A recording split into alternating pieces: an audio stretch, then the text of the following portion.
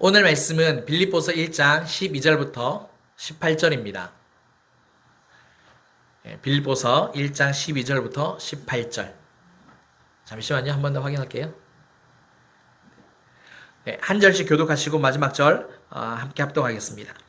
형제들아, 내가 당한 일이 도리어 복음 전파의 진전이 된 줄을 너희가 알기를 원하노라. 나의 매임이 그리스도 안에서 모든 시일의 안과 그 밖의 모든 사람에게 나타났으니 형제 중 다수가 나의 매임으로 말미암아 주 안에서 신뢰함으로 겁없이 하나님의 말씀을 더욱 담대히 전하게 되었느니라. 어떤 이들은 투기와 분쟁으로, 어떤 이들은 작은 수를 전파하나니 이들은 내가 복음을 변증하기 위하여 세우심을 받은 줄 알고 사랑으로 하나 그들은 나의 매임에 괴로움을 더하게 할 줄로 생각하여 순수하지 못하게 다툼으로 그리스도를 전파하니. 함께 읽겠습니다. 그러면 무엇이냐? 거칠애로 하나 참으로 하나 무슨 방도를 하든지 전파되는 것은 그리스도니 이로써 나는 기뻐하고 또한 기뻐하리라. 아멘. 아멘. 오늘은 기뻐하고 또한 기뻐하리라 라는 제목 가지고 함께 말씀의 은혜를 나누겠습니다. 삶을 살다 보면 인생이 이렇게 좀 힘들 때가 있습니다. 문제가 생길 때도 있고요. 또 막힐 때도 길이 막힌다라는 뜻으로 이제 인생에 막힘이 있을 때가 있죠. 그때 우리가 하는 생각이 뭐냐면 실패로 여길 때가 많이 있다는 거예요. 계획이 무너진다거나 또 건강이 나빠진다거나 아니면 사람들의 관계가 어려워진다거나 아무튼 뭐 생각지도 않은 그냥 내 일상 가운데서 뭔가 전혀 생각해보지 못한, 예기치 못한 어떤 그런 부분들이 생기게 될 때, 하나님이 일하시지 않는다라는 그런 느낌이 들 때가 분명히 있다는 거죠. 그러나 오늘 본문은, 좀 다른 시각을 우리한테 보여줍니다. 사도 바울이 감옥에 갇혀 있어요. 또, 남들처럼 자유도 없잖아요. 그리고 미래도 어떻습니까? 불확실합니다. 분명 성령님께서 너는 로마에 가야 한다. 나의 복음을 전해야 된다. 라고 이야기를 했기 때문에 로마에 온 거예요. 그럼에도 불구하고 미래는 불확실하다는 거죠. 하지만 우리가 항상 빌립보서를 포함해서 뭐 바울 서신서나 또 사도행전을 읽어보면 사도 바울이 자기 상황에 대해서 어떤 상태에 대해서 탄식을 한다거나 막 한탄을 한다거나 억울해하는 그런 고백은 한 번도 못 봤다는 거죠. 대신 오늘 본문에는 이렇게 이야기하는 것을 볼 수 있습니다. 내가 당한 고난이 오히려 하나님의 복음을 전하는데 도움이 되었다고. 도움이 되었다고. 세상은요, 감옥을 끝이라고 말합니다. 한번 생각해 보세요. 저도 그렇고 여러분들도 그렇고 만약에 뭐 의도하진 않았겠지만 죄를 지어서 감옥에 간다. 내 인생에 내 이름에 빨간 줄이 끄여진다. 라고 한번 생각해 보세요. 누구든지 끝이다. 그런 생각을 가지 않겠습니까? 내 인생은 끝났다. 그럴 수 있겠죠. 그런데 오늘 본문은 뭐다? 그게 아니다. 그게 아니다. 라는 거죠. 하나님은 바울이 있는 그 감옥을 오히려 복음의 통로로 사용을 하시는 것을 우리가 볼 수 있고요. 놀라운 것은 또 뭐냐면 복음이 더 전파되자 사도 바울은 기뻐한다는 거예요. 기뻐하고 또한 기뻐하리라. 한 번만 기뻐하는 게 아니라 앞으로도 계속해서 내가 기뻐할 것이다. 라는 게 기뻐하리라. 이제 의미입니다. 이것을 생각해 볼 때 하나님과 그분의 일하심에 대한 사도 바울과 우리의 관점은 좀 이렇게 차이가 난다는 것을 볼 수 있어요. 그러면 오늘 이 시간에는요, 그 차이가 뭔지에 대해서 한번 우리가 살펴보고 또 그 차이점을 메꾸려면 우리가 어떤 신앙을 가져야 하는지 그 부분을 짧게 살펴보겠습니다. 먼저 우리가 알아야 할 사실이 하나 있어요. 그 차이점 가운데. 그게 뭐냐? 하나님은 고난 속에서도 복음을 전진시킨다는 거예요. 복음이 더욱더 전파되게 하나님이 일하신다는 겁니다. 빌립보서 1장 12, 13절인데요. 아까 읽었는데 제가 한번 읽어드리겠습니다. 형제들아, 내가 당한 일이 도리어 복음 전파의 진전이 된 줄을 너희가 알기를 원하노라. 이러므로 나의 매임이 그리스도 안에서 모든 시유의 안과 그 밖의 모든 사람에게 나타났으니. 사도 바울은 지금 가택연금을 당하고 있는 상태입니다. 가택연금을 당하고 있다 할지라도 감옥에 갇혀 있는 것을 실패라고 말하지 않습니다. 실패라고 자기가 해석을 하지 않아요. 해석하는 데 있어서 차이가 난다는 거죠. 오히려 복음 전파에 진전이 있다라고 이야기하고 있습니다. 여기서 진전이란 단어는요, 어떤 의미, 어떤 뉘앙스를 가지고 있느냐면, 그 길을 막고 있는 장애물이 있잖아요. 네, 그런 게 있어도 헤쳐나가는, 앞으로 무조건 돌격 앞으로 하는 것처럼 전진해 나가는 어떤 군사적인 표현입니다. 그러니까 복음은 어떤 장애물이 있어도 전진하는데 멈추지 않을 뿐더러 또한 어떤 장애물도 복음을 방해할 수 없다라는 뜻이겠죠. 그런 뜻으로 사도 바울이 이렇게 이야기한 겁니다. 그러면 어떻게 복음이 진전되고 있다는 걸까요? 분명히 사도 바울이 지금 복음을 전하러 로마에 갔는데 감옥에 갇혀 있단 말입니다. 그러면 사도 바울이 밖을 못 나가니까 복음을 못 전하잖아요. 그럼에도 불구하고 복음이 계속해서 전파되고 있다라고 이야기하거든요. 오늘 말씀 읽어보니까 누구한테 전해졌다는 겁니까? 시위대와 그 밖의 모든 사람들에게. 여기서 시위대는 누구냐면 로마 황제의 친위대입니다. 그러니까 로마 사람이 지금 감옥에 있기 때문에 로마에서 집행을 해야 됩니다. 그러니까 그냥 이방인이면 사람 취급을 안 할 거예요. 근데 로마 시민이기 때문에 그럴 수는 없다는 거예요.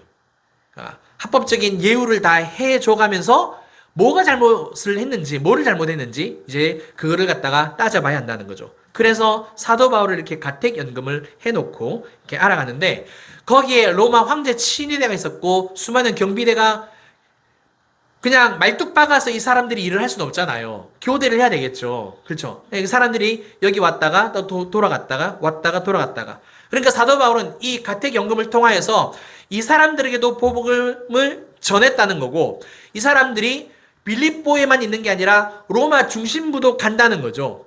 그러니까 자기가 감옥에 갇혀 있음으로 말미암아 어떤 일이 벌어졌다?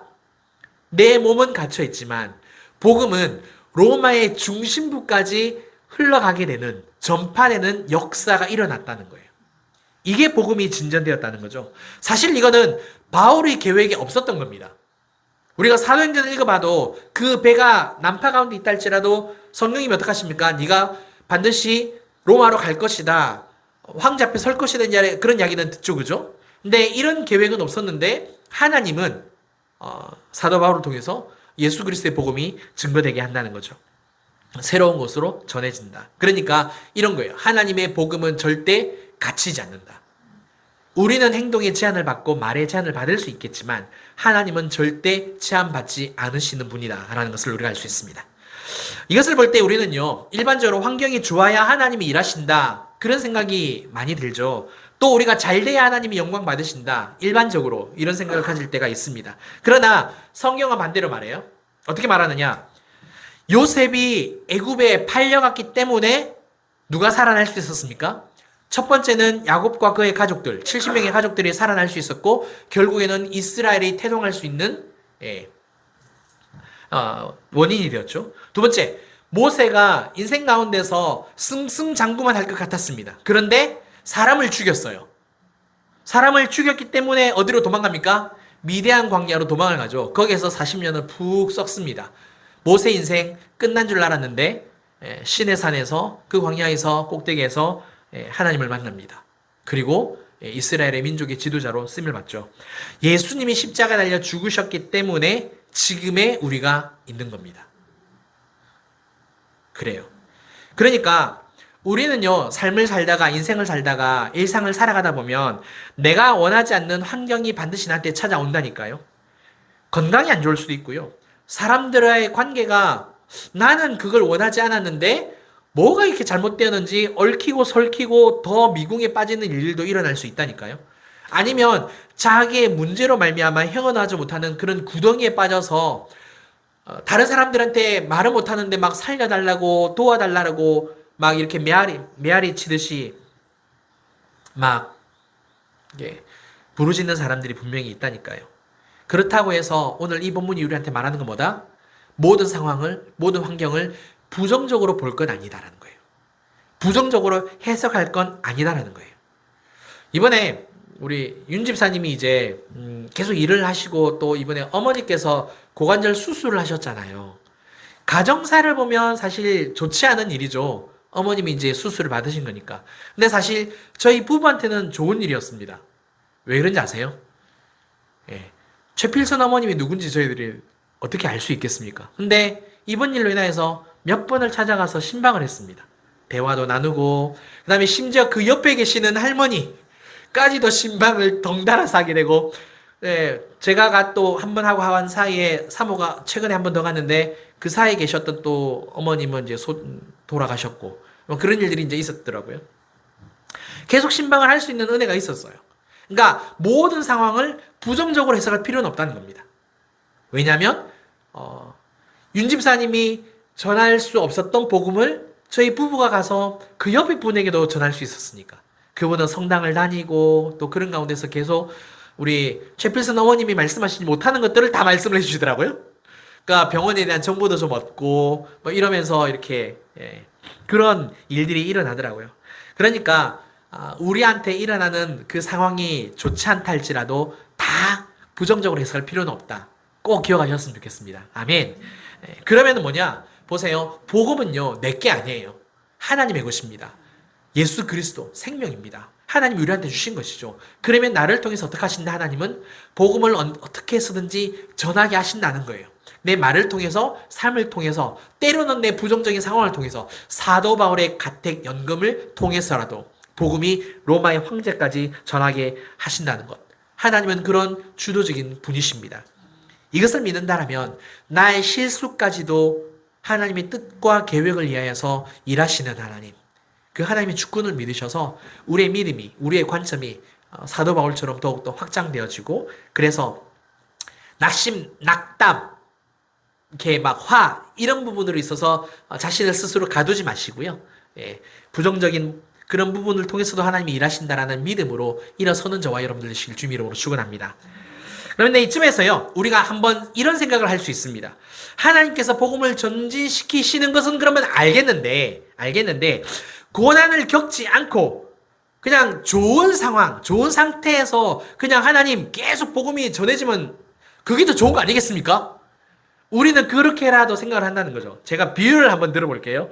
예수님이 이 땅에서 내려오시지 않고, 십자가에서 달려 죽으시지 않고, 왜냐하면 하나님이시니까, 하나님의 아들이시니까 그냥 하늘에서 우리를 그냥 구원하시면 안 돼요? 이게 불가능한 건 아니잖아요. 그냥 상식적으로 논리적으로 한번 생각해 보세요. 전능하신 하나님이신데 그냥 하늘에서 너 이렇게 창세에 택했으니까 구원받아 그냥 이렇게 하셔도 된다는 거죠. 근데 왜 굳이 이 땅에 인간의 몸을 입고 오셔서 고난을 받으셨느냐? 고난이 왜 필요하느냐? 따라서 우리가 두 번째 알아야 할 사실이 뭐다? 고난은요, 특별한 기능이 한 가지가 있습니다. 어떤 기능이냐? 개인과 공동체의 믿음을 일깨우는 기능이 있습니다. 한마디로 말해서 본질을 회복시키시는 기능이 있다는 거예요. 빌립보서 1장 14절입니다. 한번 함께 읽어볼까요? 시작! 형제 중 다수가 나의 매임으로 말미암아 주 안에서 신뢰함으로 겁없이 하나님의 말씀을 더욱 담대히 전하게 되었느니라. 일반적으로 지도자가 감옥에 가면 그 공동체는 두려워합니다. 그게 정상입니다. 우리나라도 최근에 그런 일이 있었잖아요. 좌파 우파 그런 이야기 하는 거 아니에요. 그냥 세계로 교회인가요? 소년보 목사님이라든지 아니면 김장원 목사님네 교회는 수색 또 그런 것도 당하고 그랬죠, 그죠? 그러면 기독교가 어떻게 되죠? 살짝 움츠러들어요. 그게 맞아요. 그건 자연스러운 반응이에요. 아무튼 지도자가 감옥에 가면 공동체는 두려움에 휩싸입니다. 그런데 사도 바울이 이렇게 사역을 했던 이때 당시 초대교회는 반대였습니다. 어떤 일이 벌어지느냐? 사도 바울이 갇혀 있으니까 어떤 일이 벌어졌다고요? 형제 중 다수가 나의 매임으로 말미암아 주 안에서 신뢰함으로 겁없이 하나님의 말씀을 더욱 담대히 전하게 되었느니라. 핍박이 있었어요. 박해가 있었습니다. 어떤 불이익이 일어날지 모르는 그런 상황이었는데 사도 바울이 갇혔다라는 소식 때문에 그냥 조용히 있던 사람들이 그냥 막 일어나서 겁없이 담대하게 복음을 전하더라. 그럼 여기서 궁금해지는 거죠. 왜 다른 성도들이 이전까지는 조용히 있었는데 갑자기 사도 바울이 감옥에 갇혔다라는 말을 듣고 더 하나님의 말씀을 담대하게 전하게 되었을까? 그냥 가만히 있어도 되는데. 그렇죠? 간단히 말해서 충격을 받았기 때문에 그래요. 충격을 받았기 때문에. 어떤 충격? 신앙에 대한 충격입니다. 우리가 평안할 때는요, 어떤 생각을 가지고 있느냐면, 어떻게 이렇게 우리가 삶을 살아갔느냐면, 자신의 능력이나 어떤 주변의 그 시스템, 그 환경의 시스템이 그냥 적응하면서 살아갑니다. 적응해서 그냥 물 흐르듯이 살아가요. 톱니바퀴 그냥 이렇게 돌아가듯이 그냥 순리대로 살아갑니다. 별 문제가 없다라고 늘 느끼면서 사는 거예요. 근데 갑작스러운 고난이 생긴다든가 갑작스러운 일이 생기게 되면 한번 움찔하죠. 그러면서 생각을 해보게 된다는 거예요. 나에 대해서 생각을 해보는 경우도 있고 우리 가족에 대해서 생각을 해보는 경우도 있고 그렇죠. 그러니까 예기치 않은 일이 일어나면 내가 하나님께 뭐 잘못을 했나? 아니면 우리 가족이 하나님 앞에 우리 교회가 뭐 이런 경우가 생긴다는 거죠. 그런 생각이 번쩍 든다는 거죠. 충격요법이라는 겁니다. 그러니까 흔든다는 거예요. 한번 흔들어서 일깨운다는 거죠. 제대로 작동하고 있는지. 만약 우리가 붙들고 있는 게 본질이 아니다라면 하나님은 반드시 우리를 한 번씩이라도 치신다는 거예요. 제가 운동을 너무 열심히 안 해가지고 약간 이렇게 체력이 조금 약해요. 약하다 보니까 장거리 운전을 하면 졸릴 때가 많아요. 좀 그렇죠. 혼자 운전을 하면서 상관이 없는데 이제 아내나 또 아이들을 태우고 장거리 운전을 할 때가 제법 있단 말입니다. 그러면 꼭 우리 막내가 저를 깨워요. 아빠! 이래요. 안 자죠? 제 아내도 옆에서 한 번씩 저를 툭툭 쳐요. 자고 있나. 그 백미러, 사이드미러로 제 눈이 감기는 게 보이나 봐요. 제가 이제 아무래도 이제니까. 그러면서 한 번씩 친다는 거죠. 막 그러면 만져주기도 하고, 막 주물러주기도 하고, 말해주기도 하고. 그러면 어떻게 하는 겁니까? 운전하다 말고 제가 한 번씩 타다 깬다는 거죠. 이해가 되시죠? 신앙도 마찬가지라는 거예요. 우리가 그냥 누군가 아무 말 없이 순리대로 쭉 가다 보면 내가 신앙생활 잘 하고 있는 것처럼 느껴진다니까요. 그때마다 하나님이 한 번씩 친다는 거예요. 정신 차려라. 눈 떠라. 눈 떠라. 이런 거죠. 다윗의 고백 중에 이런 내용이 있어요. 시편 119편 71절. 한번 보실까요? 고난 당한 것이 내게 유익이라. 이로 말미암아 내가 주의 율례들을 배우게 되었나이다. 자, 이렇게 고백하는 이유가 있습니다. 67절인데요. 고난 당하기 전에는 내가 그릇 행하였더니 이제는 주의 말씀을 지키나이다. 다윗이 어떤 죄를 지었는지는 말하지 않습니다. 안 나와요. 시편 119편을 아무리 읽어봐도 안 나오는데 중요한 것은 뭐냐면 고난을 당했다는 거예요. 고난을 겪었다는 거예요. 근데 그 고난을 겪은 이유가 뭐다? 내가 그릇 행하였더니. 그러니까 하나님 앞에서 뭐가 잘못되었다라는 거죠. 근데 다윗이 이걸 알았다는 겁니까? 처음에는 몰랐다는 거예요. 몰랐는데 하나님이 고난을 딱 주시니까 어떻다는 겁니까? 내가 하나님을 사랑한다고, 내가 하나님을 믿고 의지한다고 알고 있었는데 잠깐 비켜나갔네 하고 돌이켜서 내가 주의 말씀을 지킨다라고 고백을 한다는 거죠. 우리도 마찬가지예요. 우리의 삶에 생각지 않은 일이 분명히 일어날 때 있습니다. 그건 뭐라고요? 하나님이 자꾸 나를 흔드신다는 거예요. 깨우신다는 거예요. 지금 나를 바라보고 있냐? 지금 나를 사랑하고 있느냐? 지금 나에게 온 마음을 드리고 있느냐? 자꾸만 나에게 충격을 주신다는 거예요. 정신 차려야 된다. 나를 바라봐야 된다. 이게 고난의 기능입니다. 고난의 기능. 사랑하는 성도 여러분, 우리는 고난을 겪지 않고 신앙생활 하기를 원해요. 그게 사람 마음입니다. 저도 그렇습니다. 그런데 하나님은 절대 그렇지 않는다는 거. 그러니까 고난을 통해서 나의 믿음이 다시 새로워지고요. 또 나를 통해서 하나님께서 복음을 전하게 하실 때 나에게 그 고난을 주지 않는다면, 나에게 그 깨우침을 주지 않는다면 그냥 내가 생각하는 어떤 복음, 내가 생각하는 신앙을 다른 사람에게 전해줄 수도 있다는 거죠. 근데 나를 흔들면 흔들수록 정신을 차려서 똑바른 믿음을 가지고 하나님만 바라보면서 옆에 사람에게도 우리 경상도 사투리로 뭐라고요? 단디해라. 단디해라 이러는 거죠. 그래서 온전한 복음, 순전한 복음이 전해지기 위하여서 고난이라는 충격요법을 쓰신다. 사도 바울이 갇혀있다는 소식에 다른 사람들이 오히려 충격을 받고 내가 정신 차려야겠구나. 이런 신앙생활을 하면 안 되는구나. 그래서 그들도 겁없이 복음을 전했다. 이 말씀을 꼭 기억하시고요. 나쁘게만 아무튼 받아들이지 않는 저와 여러분들 되셨으면 좋겠습니다. 자, 마지막입니다. 우리는 이제 사도 바울과 같은 이 관점으로 그럼 있으려면 어떻게 해야 될까? 복음의 중심이요. 신앙의 중심이 나 자신이 아니라 누구여야 된다? 예수 그리스도여야 한다는 겁니다. 자, 빌립보서 1장 15절부터 18절. 긴데 그래도 제가 읽겠습니다. 한번 눈으로 따라와 보세요. 어떤 이들은 투기와 분쟁으로, 어떤 이들은 착한 뜻으로 그리스도를 전파하나니, 이들은 내가 복음을 변정하기 위하여 세우심을 받은 줄 알고 사랑으로 하나 그들은 나의 매임에 괴로움을 더하게 할 줄로 생각하여 순수하지 못하게 다툼으로 그리스도를 전파하느니라. 그러면 무엇이냐? 겉치료로 하나 참으로 하나 무슨 방도로 하든지 전파되는 것은 그리스도니 이로써 나는 기뻐하고 또한 기뻐하리라. 사도 바울의 말을 이렇게 쭉 살펴보면은요, 어떤 사람들은 시기와 경쟁심으로 복음을 전하고 있다라는 거예요. 그들이 이제 얼마나 사도 바울을 시기했는지는 잘 모르겠습니다. 뭐 사도 바울이 말을 하진 않으니까. 근데 중요한 것은 뭐다? 사도 바울이 감옥에 있다라는 이것을 이용을 해서 자신들의 영향을 키우려고 하는 그런 마음이었다는 거죠. 그런데 사도 바울은 이것을 가지고 도리어 다시 역으로 시기를 한다거나 질투를 하는 게 아니라 어떻게 하는 거요? 무슨 방도로 하든지 전파되는 것은 그리스도니. 무슨 방도로 하든지 전파되는 것은 뭐다? 그리스도라는 거예요. 그래서 나는 기뻐하고 또한 기뻐할 거다라고. 사도 바울의 지금 생각에는, 마음에는, 중심에는 뭐로 가득 차 있다는 겁니까?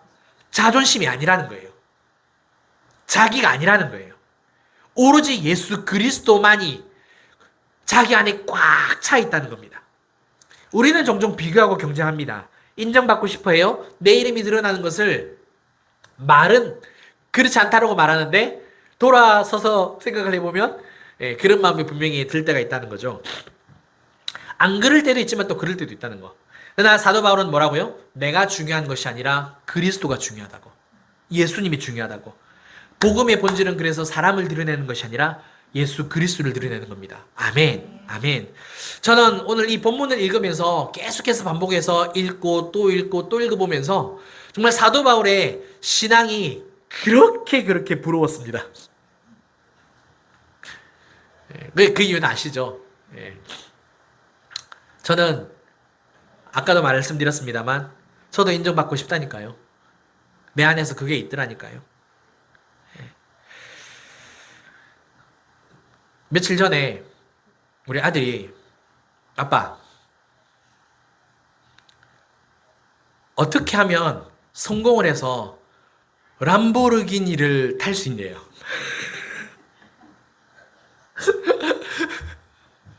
근데 거실에 앉아있다 죄송해요 우리 사모님. 거실에 앉아있던 우리 사모님이 부하 막 웃으셨어요. 어이가 없는 거죠. 저도 속으로는 어이가 없었습니다만 꾹 참았어요. 근데 이제 이렇게 이야기를 해줬어요. 있잖아, 와 람보르기니를 타는 아들을 두는 아빠는 진짜 뿌듯할 것 같아. 그러면서 이제 근데 그러면 그 차를 타려면 성공을 해야 되지 않냐? 그냥 성공을 하려면 괜찮아 좀 미안한 말이기는 한데 공부를 해야 돼. 노력을 해야 되고 수고를 해야 돼. 그런 과정이 없으면 성공할 수가 없어. 이제 그 이야기를 했어요. 그 이야기했는데 그 이야기를 했는데 이제 뭐 아들이 이제 알아먹고 이제 갔어요. 뭐 이해를 했는지 잘 모르겠어요. 아무튼 갔어요. 가고 난 다음에 저 안에서 어떤 마음이 들었냐면 저는 사실 그 자녀 양육에 대한 책이나 어떤 그런 걸 많이 공부는 안 했어요. 근데 사모는 우리 아이들이 이제 사춘기를 겪어오면서 너무 힘이 드니까 그런 책을 저보다 훨씬 더 많이 읽었어요. 제 안에 의가 생긴 거죠. 나는 그런 책을 안 읽어도 사모보다 더 뛰어나다. 인정받고 있어요. 제 스스로를 제가 인정하고 있는 사람이 이렇게 간사합니다. 이렇게 간사해요. 목사도 똑같아요. 껍데기 벗겨놓으면 다 사람이고 간사합니다. 사도 바울 시기와 질투 가운데서 복음이 전해지는 것을 감옥에서 들었으면 저 같은 경우에는 화났을 거예요. 막 내 나가기만 해봐라 내가 가만히 안 놔둔다 막 이랬을 거예요. 근데 사도 바울은 뭐라고요? 무슨 방도로 하든지 전파되는 것은 그리스도니 나는 기뻐하고 또한 기뻐하리라. 신앙이 너무 멋있죠. 이렇게 가까워지려면 그러면 또 어떻게 해야 될까? 제 안에서 이제 그런 물음표가 막 던져지더라고요. 생각이 더 던져지고 마음이 더 던져지고 설교 준비하면서 뭐 다른 성경 구절로 제가 뭐 정확한 답은 안 찾았습니다만 이런 생각이 딱 들더라고요. 우리가 구원은 무조건적인 은혜로 받았습니다. 죄와 허물로 죽은 상태에서 내 힘으로 하나님께 나아갈 수 없었잖아요. 그러니까 그 은혜로 인하여 믿음으로 말미암아 우리가 구원을 받은 거예요. 혈통으로 난 것이 아니기 때문에 자랑할 수 없다라고 분명히 말하고 있습니다. 에베소서에서 2장에서. 그래서 하나님의 은혜입니다. 그런데 구원받고 난 이후로부터는 다르다는 거예요. 예. 무조건적인 상태도 분명히 있기는 하지만 무조건적인 은혜도 주어져요. 계속해서 은혜는 부어집니다. 하나님의 자녀이기 때문에 하나님이 우리 아버지시기 때문에 우리의 영혼을 사랑하시는 분이시기 때문에 무조건적인 은혜도 베푸시지만 뭐라고요? 성경은 이렇게 말해요. 나를 존중하는 자를 내가 존중히 여긴다고. 나를 사랑하는 자가 나의 사랑을 입는다라고. 그러니까 구원받고 난 이후부터는 하나님 앞에 뭐라고요? 드려야 돼요. 시간을 드리든 물질을 드리든 삶을 드리든 마음을 드리든 그 무언가를 드리든 씨를 뿌려야 된다는 거예요. 우리 지난주에 박선자 목사님이 말씀하신 것처럼 심은 대로 거두는 게 이 땅에서의 법칙인 거예요. 뿌려야 거둬지는 거예요. 내가 하나님께 드려야 주어지는 거예요. 물론 하나님은 드린 만큼만 드리시는 분이 아니라는 거예요. 그게 감사한 거예요. 갑절로 풍성함으로 주시는 분이 하나님이라는 거예요. 내가 하나님 앞에 이만큼을 드려도 하나님은 내 아버지시기 때문에 영혼의 아버지시기 때문에 이거에 갑줄로 주신다는 거예요. 이게 세상과 다른 거예요. 아멘. 아멘.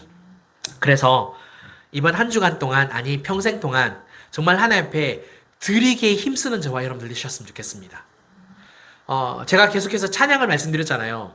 이번 황금 연휴다 보니까 아이들한테 투자를 좀 많이 했어요. 시간을. 아이들과 이렇게 1박 2일로 이렇게 놀러도 갔다 오고, 이제 그랬어요. 그러다 보니까 늘 하나님 앞에 드리는 찬양의 시간이 없어진 거예요. 무슨 일이 일어났는지 아세요?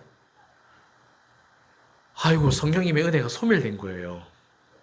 그래가지고 이번 주 지금 힘듭니다. 막 다시 채우려고 지금 열심히 다시 찬양하고 있습니다. 성령님은 소멸되세요. 이렇게 해서 그 분량만큼 안 드려지면 확실히 소멸이 됩니다. 그래서 지금 아무튼 똥 빠지게 지금 다시 막 찬양하고 있습니다. 꼭 드리세요. 분량만큼 드리세요. 하나님께서 충만하게 채워주실 줄 믿습니다. 말씀을 마칩니다. 사도 바울은 감옥 안에 있었지만 절망 안에 있지는 않았습니다. 이게 중요한 거예요. 감옥 안에 있었지만 절망, 낙심, 낙담 안에 갇혀 있지 않았습니다. 왜냐? 자신의 삶의 환경, 자신의 삶을 환경으로 해석하지 않고 뭘로 해석했다? 복음으로 해석했기 때문에 그렇습니다. 예수 그리스도로 해석을 했기 때문에 그렇습니다. 하나님은요, 나를 통해서, 우리 가정을 통해서, 우리를 통해서 복음이 계속해서 진전되기를 원하십니다. 그래서 넘어져 있거나 쓰러져 있는 것만을 원하지는 않으세요. 그래서 항상 내 삶을 복음으로 해석하세요. 예수님으로 해석하세요. 그리고 나의 고난, 우리의 고난을 통해서 복음이 전해지는 것에 대해서 감사하시고 그 생각을 더욱더 열어가셨으면 좋겠습니다. 그리고 우리의 중심이 예수 그리스도로 서 있을 때에 사도 바울처럼 우리도 더욱더 신앙이 흔들리지 않고 바로 설 수 있다는 것, 이것을 꼭 기억하시고 매 순간 주님만을 찾고 주님만을 구하시고 항상 주님의 이름을 부르시고 하나님 앞에 찬양하며 예배하는 저와 여러분들 되시기를 주님의 이름으로 축원합니다. 우리 함께 찬양하고요, 기도하겠습니다. 내 삶의 이유라. 우리 찬양 드리겠습니다.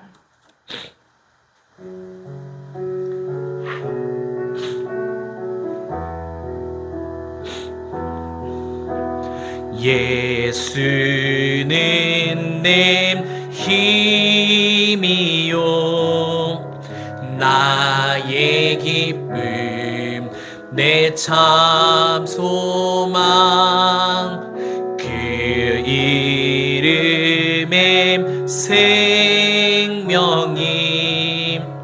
내 삶의 이유라. 아멘. 오직 주만 따라갑니다. 오직 주만 높임 받으소서.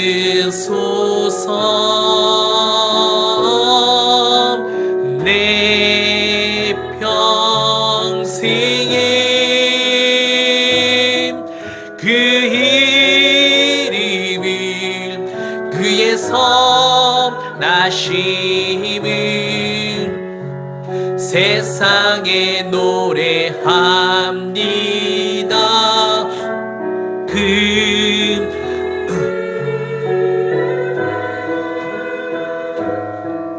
크신 능력 영원한 생명이 내 삶의 이유라. 내가 사나 죽으나 내가 사나 죽으나 그 이름을 위하여 내 모든 것 다 드리니 나를 받으소서.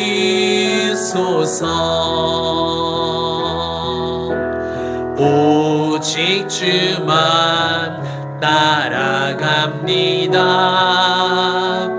오직 주만 높임 받으소서. 내 평생에 그 이름을 그의 선하심을 세상에 노래합니다.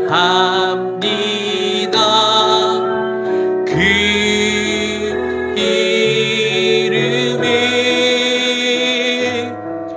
크신 능력 영원한 생명이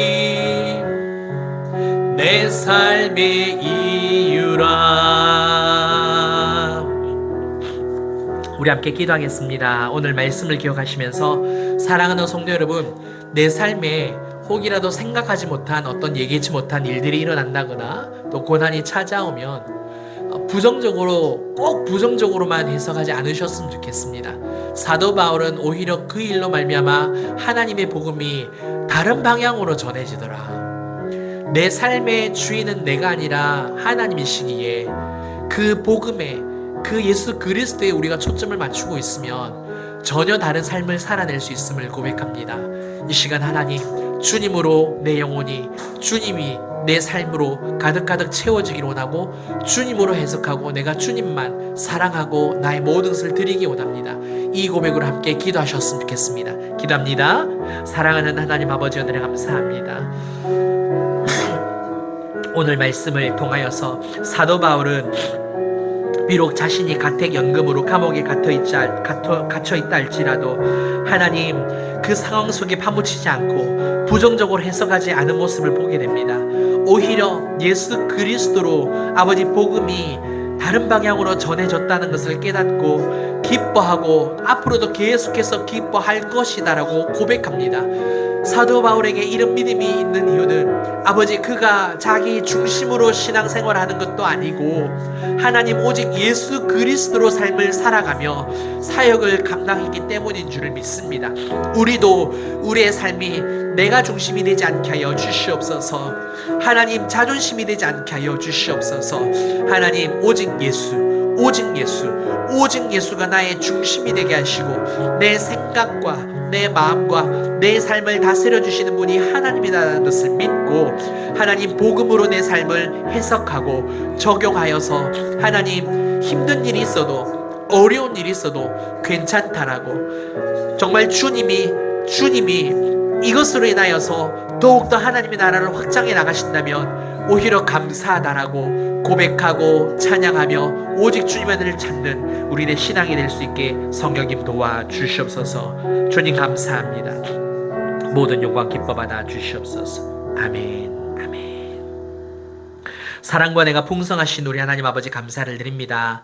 오늘 이 빌립보서 말씀을 통하여서 정말 사도 바울이 예수 그리스도로 말미암아 기뻐하고 또 앞으로도 계속해서 기뻐할 것이다 라고 고백하는 그 이유를 우리가 함께 살펴봤습니다. 하나님 우리 삶에도 반드시 고난이 찾아옵니다. 설령 고난이 아니다 할지라도 예기치 못한 일들이 작고 작은 일들도 사소한 것들도 분명히 우리에게 찾아옵니다. 그때마다 그냥 지나치지 않게 하여 주시고 왜 이것을 하나님께서 보내셨을까? 이것을 우리가 돌아보면서 또 그때마다 부정적으로 해석하지 않고 예수 그리스도 그 복음으로 해석해낼 수 있는 그 분별력과 그 능력, 그 지혜를 우리에게도 허락하여 주시옵소서. 뿐만 아니라 하나님 그런 상황 속에서도 하나님의 나라는 여전히 내 삶을 통하여서 더욱더 이루어진다라는 것을 깨달아 하나님께 찬양하며 감사하며 더욱더 자기 자신을 예수 그리스도로 오직 주님으로 나아갈 수 있는 그런 신앙의 소유자 될 수 있도록 역사하여 주시옵소서.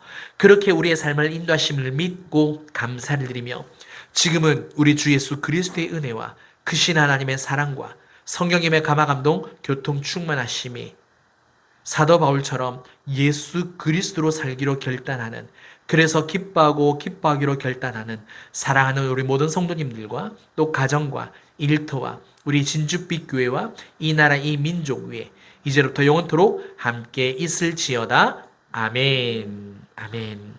감사합니다.